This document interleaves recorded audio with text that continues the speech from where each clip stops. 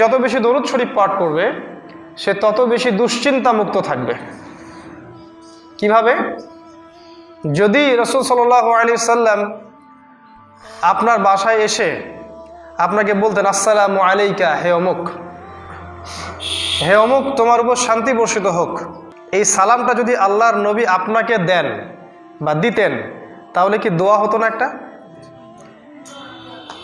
দরুদ পাঠ করলে এই ফজিলতটা পাওয়া যাবে ইনশাআল্লাহ।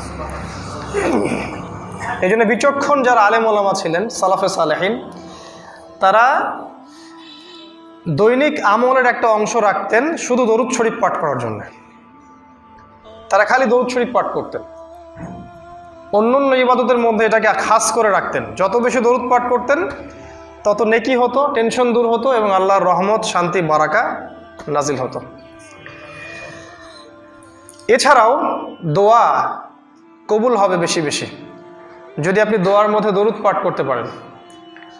দোয়া করার সময় যদি আল্লাহর প্রশংসা করতে পারেন, আল্লাহর স্তুতি বর্ণনা করতে পারেন এবং আল্লাহ পাকের কাছে এমন ওসিলায় দোয়া করতে পারেন যে ওসিলা আল্লাহর কাছে অনেক পছন্দের, এবং এর সাথে রাসূল সাল্লাল্লাহু আলাইহি সাল্লামের প্রতি দোয়া বা দরুদ পেশ করতে পারেন, সালাম পেশ করতে পারেন, সম্ভাবনা বেড়ে যায় ওই দোয়াটা কবুল হওয়ার।